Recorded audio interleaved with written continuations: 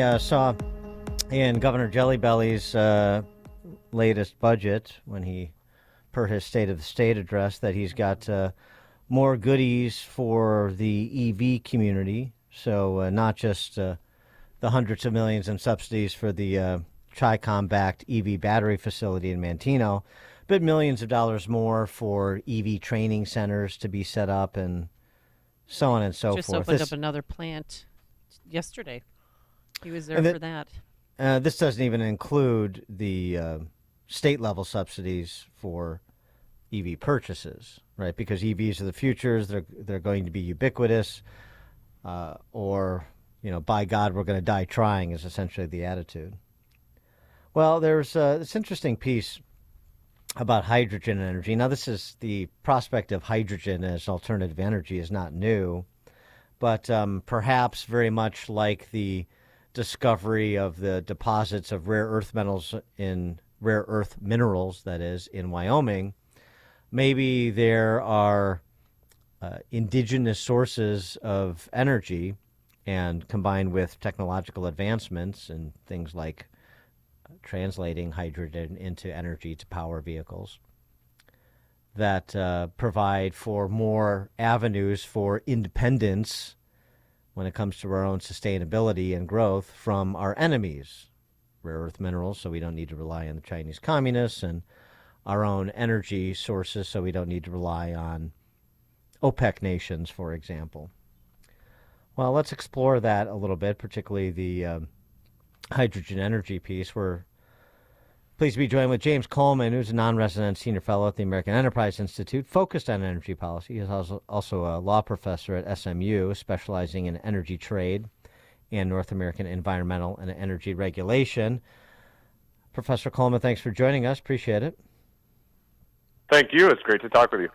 So, I mean, this debate about, sort of hydrogen-fueled cars versus EVs is not new, but it had seemed like the Tesla approach had won the day, and I wonder what the story of tons of buried hydrogen energy deposits, hydrogen deposits that could potentially be a source of propelling the American economy. What is new about this in terms of the larger debate about what's practical?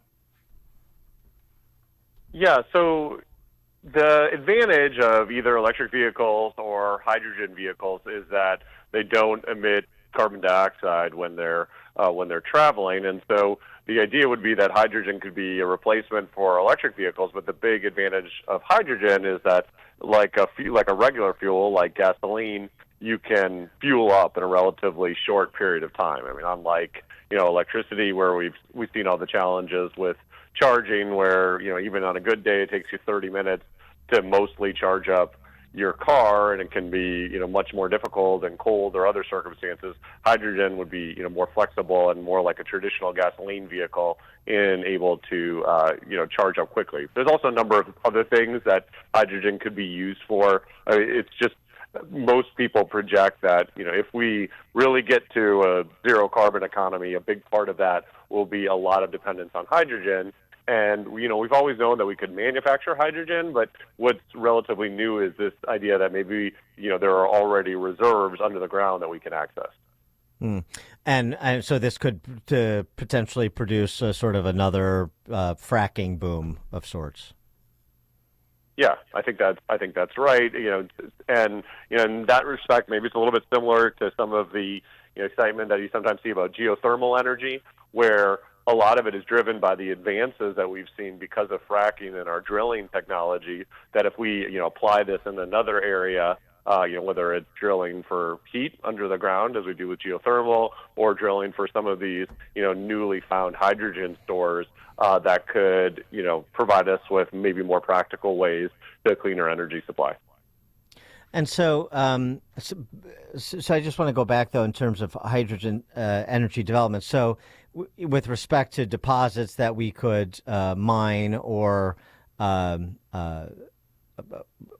hydrogen fueling facilities we could set up, is this going to be something where it's still going to requires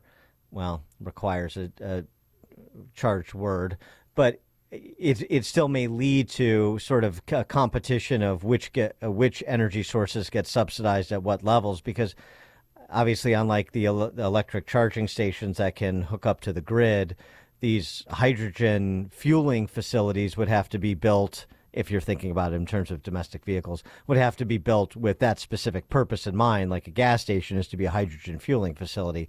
So is it possible to privatize them and run them through big hydrogen energy companies the way that we do gas stations? Or are we talking about green energy subsidies over here and green energy subsidies over there and more industrial policy?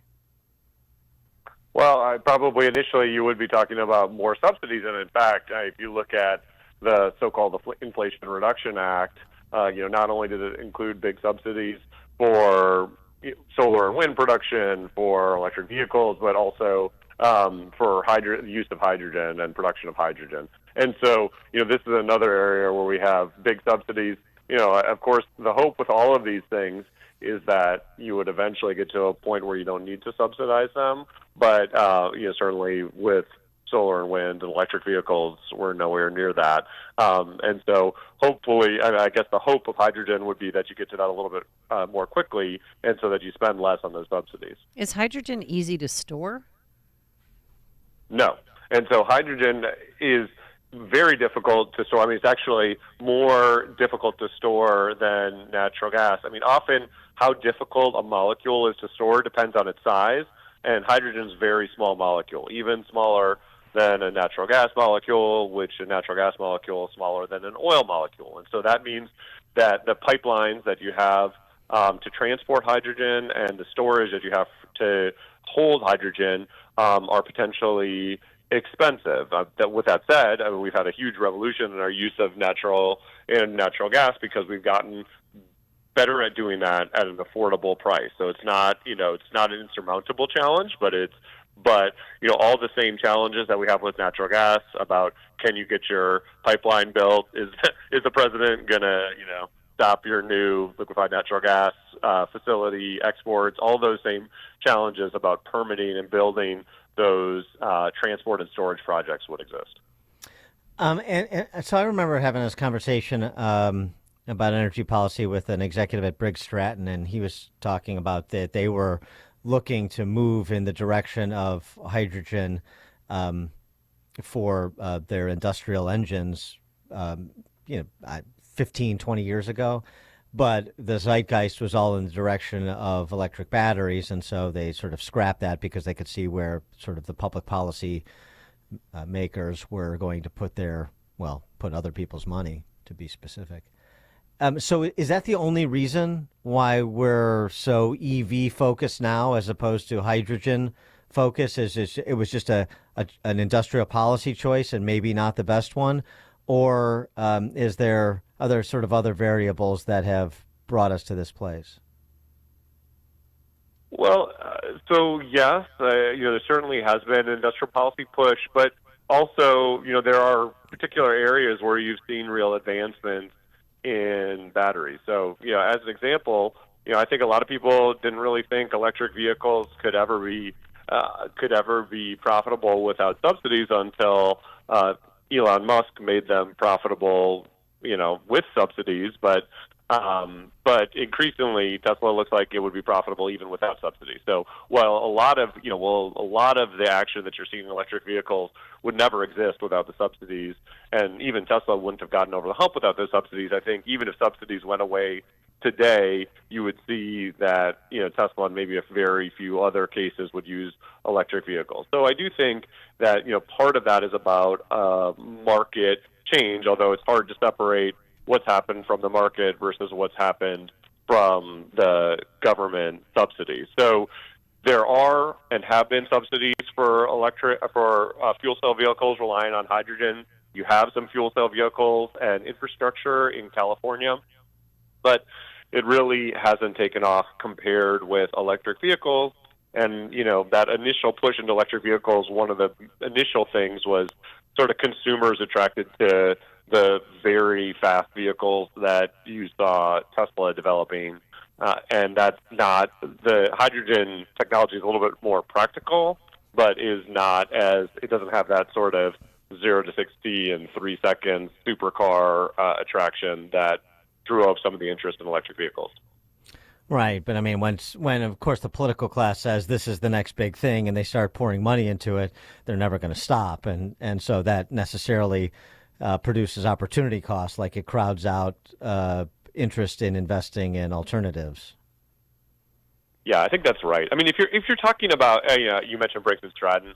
If you're talking about, lawn care stuff, that doesn't require as much storage of energy as something like heavy-duty truck transport. And so, I'm still pretty optimistic about the use of hydrogen in things like heavy-duty truck transport or, overseas shipping, et cetera. For sort of your domestic application of your leaf blower or your lawnmower, I do think you'll see a lot more of that go in the direction of electricity, just even if you only had market forces. But as you've said, of course, a lot of that has been pushed by heavy subsidization.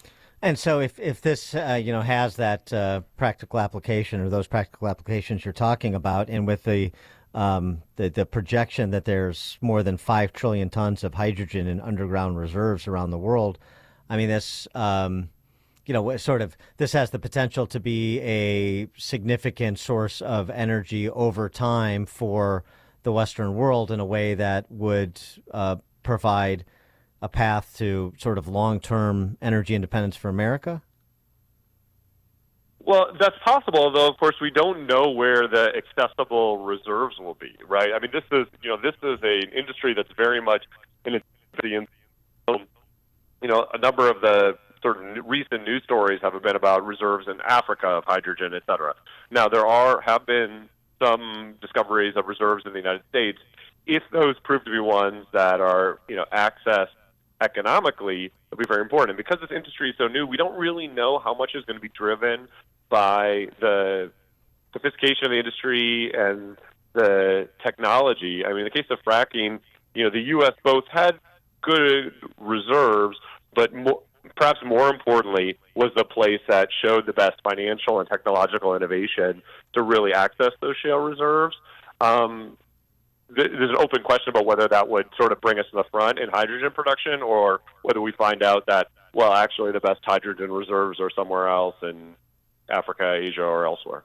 Okay. So it's that nascent in its development. That's interesting. James Coleman is non-resident senior fellow at the American Enterprise Institute, focused on energy policy. Also a law professor at SMU, specializing in energy trade and North American environmental and energy regulation. Professor James Coleman, thanks for joining us. Appreciate it. Thank you so much. Thank you. And he joined us on our turnkey.pro answer line. Before you see it on TV, share it on Facebook, or read about it in the paper. Hear it here first. This is Chicago's Morning Answer on AM 560. The Answer. Balance of Nature's fruits and veggies supplements, changing the world one life at a time. I'm 76. I feel great with it, and I won't stop ever taking it. I'm 67, and I'm pretty active. I go out in the fields and work, and I noticed the difference. I take it in the morning, but I've been taking it, religiously. My body seems to like it. If it wasn't good, I wouldn't be doing it for 23 years.